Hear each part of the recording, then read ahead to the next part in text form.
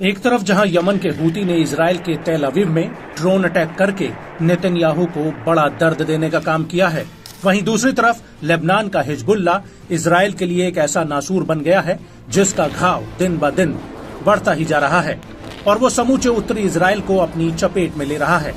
Hezbollah के हमलों ने उत्तरी इजराइल को एक वीरान खंडहर में तब्दील कर दिया है और पूरे 24 घंटे हिजबुल्ला के ड्रोन इस इलाके में मंडरा रहे हैं और जैसे ही इजरायली सेना इस इलाके में कोई हलचल करती हुई दिखाई देती है, वैसे ही हिजबुल्ला के ये ड्रोन उसके ऊपर आग बरसाने लगते हैं।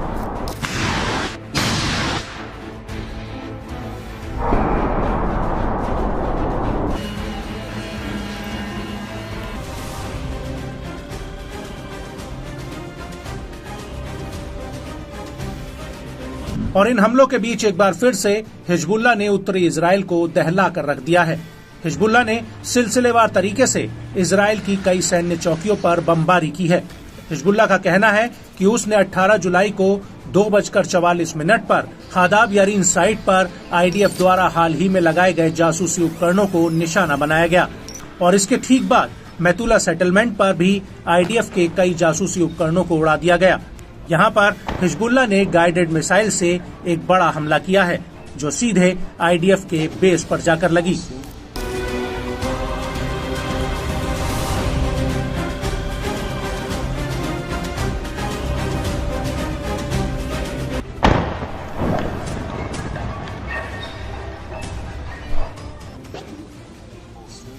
और इस हमले के बाद 4:02 के आसपास हिजबुल्ला ने बिरकत रिशा और अल राहेब सैन्य चौकियों पर बुरकान रॉकेट की झड़ी लगा दी, जिसकी वजह से इन दोनों ही चौकियों पर आग लग गई। इन हमलों के बीच हिजबुल्ला का ये भी दावा है कि उसने कफार चौबा हिल्स और रुइसत अल आलाम साइट पर रॉकेटों से हमला किया है।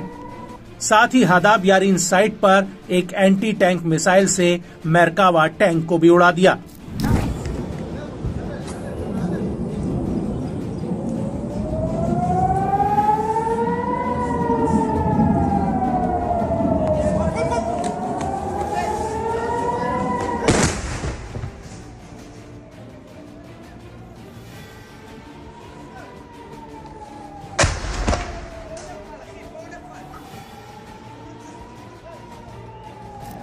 लेकिन इन हमलों के बीच इजराइल को सबसे बड़ा झटका फाइलॉन बेस पर लगा, जहां पर अभी तक हिजबुल्ला ने हमला नहीं किया था। लेकिन इस बार हिजबुल्ला ने ड्रोन का एक पूरा जत्था इस बेस पर दाग दिया, जिसकी वजह से फाइलॉन बेस पर आईडीएफ को भारी नुकसान हुआ है। आपको बता दें कि फाइलॉन बेस पर आईडीएफ की 210वीं ब्रिगेड का हेडक्वार्टर और वेयरहाउस है।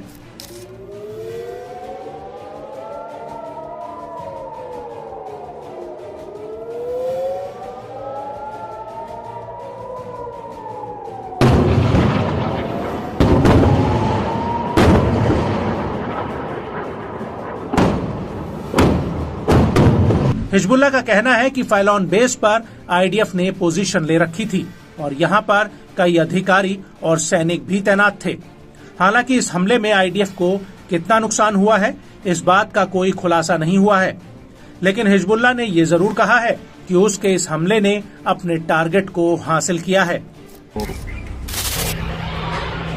अल्लाहु अकबर, अल्लाहु अकबर, अल्लाहु अकबर,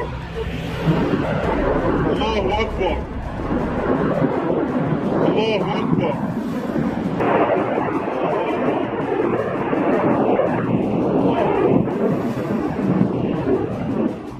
और इस हमले के बाद हिजबुल्ला ने अल मज्र साइट पर भी बुरकन रॉकेट से सीधा हमला किया और जैसे ही ये हमला हुआ, इसके ठीक बाद यारा सेटलमेंट में आईडीएफ द्वारा बनाए गए वेस्टर्न ब्रिगेड के नए हेडक्वार्टर पर भी हिजबुल्ला ने कई ड्रोन अटैक किए। हिजबुल्ला का दावा है कि उसने इस हमले में इजरायली पोजीशन और अधिकारियों को निशाना बनाया।